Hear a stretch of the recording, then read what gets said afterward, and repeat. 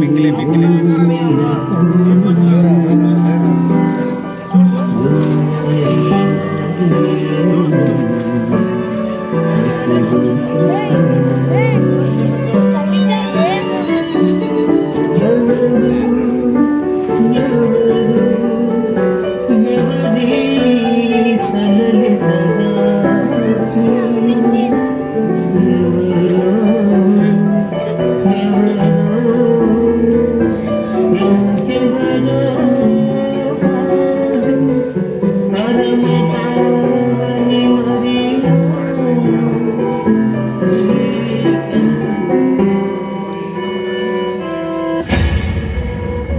దయాప్రాప్తురాలా, నీకు శుభము. ప్రభువు నీకు తోడై ఉన్నాడు. మరియా, భయపడకుము, నీవు దేవుని వలన కృప పొందితివి. ఇదిగో, నీవు గర్భము ధరించి కుమారుని కని ఆయనకు యేసు అను పేరు పెట్టుదువు. ఆయన గొప్పవాడే, సర్వోన్నతుని కుమారుడనబడును. నేను పురుషుని ఎరుగని దాననే, ఇది ఎలాగూ జరుగును? పరిశుద్ధాత్మ నీ మీదికి వచ్చును, సర్వోన్నతుని శక్తి నిన్ను కమ్ముకొనును గనుక పుట్టబోవు శిశువు పరిశుద్ధుడై దేవుని కుమారుడనబడును. ప్రభు దాసురాలను, నీ మాట చెప్పున నాకు జరుగునుగాక.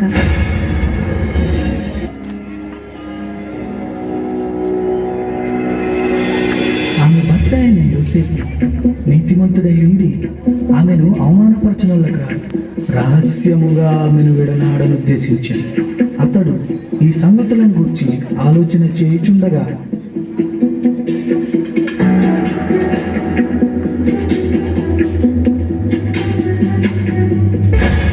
దావీదు కుమారుడైన యోసేపు, నీ భార్య అయిన మరియను చేర్చుకొనుటకు భయపడకుము.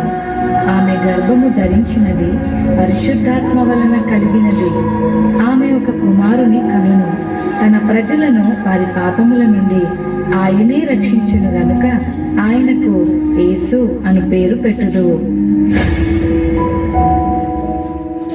యోసేపు నిద్ర మేలుకుని ప్రభువు దూత తనకు ఆజ్ఞాపించిన ప్రకారం చేసి తన భార్యను చేర్చుకొనెను.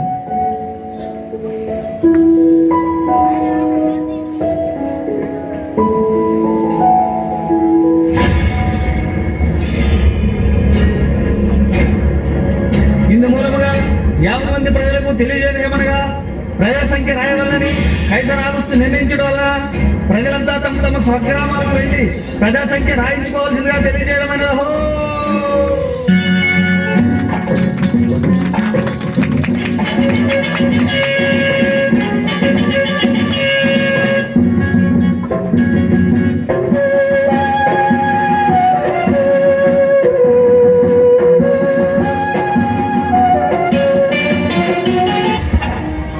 అమ్మా, నా భార్య నిందించుగా మీ ఇంట్లో కొంచెం స్థలం ఇస్తారా? క్షమించండి అయ్యా, మేమే చాలా మంది ఉన్నాం. మా ఇంట్లో మీకు స్థలం లేదు.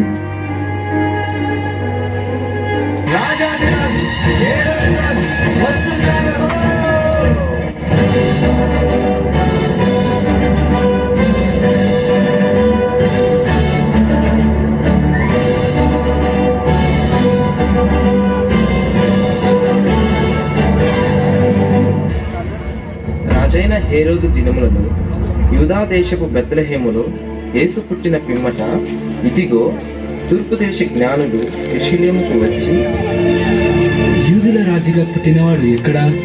తూర్పు దిక్కున మేము ఆయన నక్షత్రమును చూచి ఆయనను పూజింపవచ్చుతిమి. చిత్తం మహాప్రభు. క్రీస్తు ఎక్కడ పుట్టును?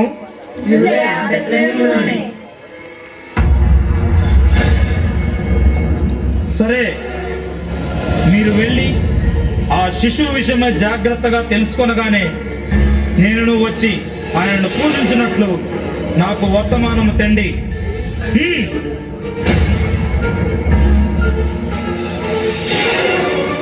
నేను ఓటము ఎరుగని హేరోదు రాజును మరి ఒక రాజును పూజించడమా? అసంభవం.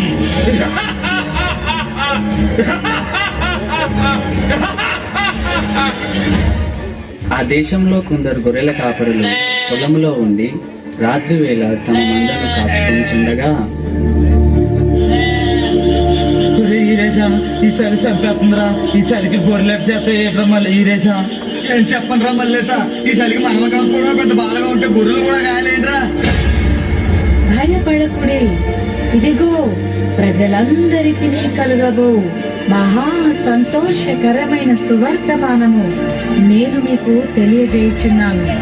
దావీదు పట్టణమందు నేడు రక్షకుడు మీ కొరకు పుట్టి ఉన్నాడు. ఈయన ప్రభువైన క్రీస్తు. దానికిదే మీ కానవాలు. ఒక శిశువు కొత్తి గుడ్డలతో చుట్టబడి ఒక తొట్టిలో పండుకొని ఉండుట మీరు చూచెదరు. మన కోసమే బెత్లెహేంలో యేసయ్య పుట్టాడంట. అవునా మల్లన్న, బెత్లెహేంలో మన కోసం యేసయ్య పుట్టాడంట. రండి రండి, ఎలా రండ్రా? త్వరగా వెళ్ళి యేసయ్య చూద్దాం. పదండ్రా, పదండ్రా, పదండ్రా.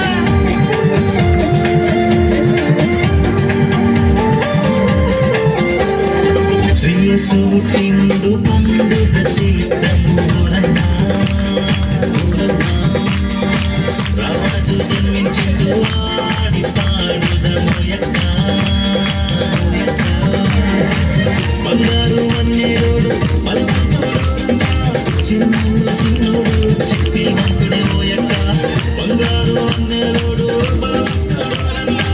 చిన్నూల సిన్నోడు శక్తివంతుడు ఓయక్క. ఉల్లాసమానందమే యేసయ్య పుట్టినాడు సంతోషమే. యేసయ్య పుట్టినాడు సంతోషమే. వీళ్ళంతా ఎక్కడికి వెళ్తున్నారు? అదే నాన్న, బెత్లెహేంలో మన రక్షకుడైన యేసయ్య పుట్టాడంట. అమ్మా అమ్మా, ఆ యేసయ్య నాకు కూడా చూపించవా? తప్పకుండా చూపిస్తాను, పద వెళ్దాము.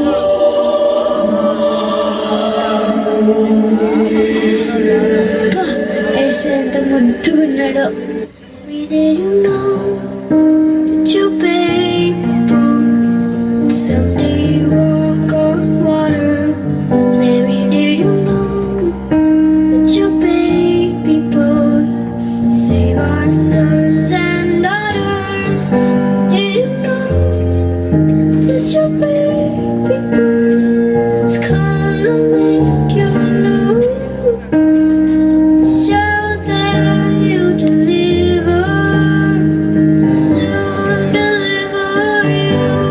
చూశారు కదా మిత్రులారా, చీకటి లోకంలో పాపమనే బంధకాలతో అపవాది చేతుల్లో బందీలుగా ఉన్న ప్రతి మానవుని రక్షించుటకు దేవాది దేవుడు ఈ లోకానికి ఎన్నో గ్రహాలు, ఖండాలు, దేశాలు దాటుకుంటూ పాపంలో కూరుకుపోయిన నిన్ను రక్షించడానికి తన ఏకైక ప్రియ కుమారుడైన యేసయ్యను మానవునిగా ఈ భూమిపై నీ కొరకు పంపాడు.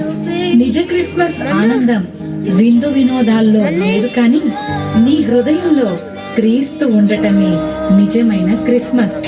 ఈ నిజ క్రిస్మస్ ఆనందం నీవు కూడా పొందుకోవాలనే ఈ మా చిన్ని ప్రయత్నం.